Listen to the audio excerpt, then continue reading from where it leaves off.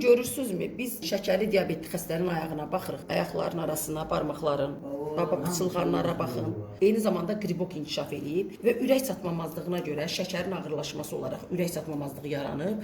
Baxın, görürsünüz, atök var ayaqda. Xəstə atokun aradan götürmək üçün götürüb əncir yarpağını bağlayıb ayağına və ayağını nə edib yandırıb. Bax, bu cür yanğı, yaxşı ki, xəstə özü düzgün anamnez verdi. Bax, bura baxın, atokunu görürsünüz. Bax, bu yaxşı ki, xəstə özü düzgün anamnez verdi. Burada göbələyin varlığı bir mənalıdır.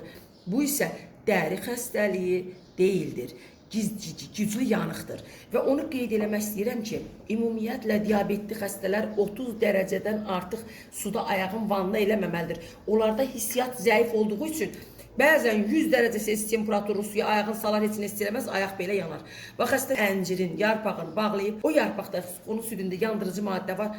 O xəstənin dərsin 100 dərəcə Selsidə ayaq necə yanar? Elə yandırıb, amma xəstə onu hiss eləməyib. Görürsünüzmü? Və bu nəyə yol açar? Qanqrenaya yol açar.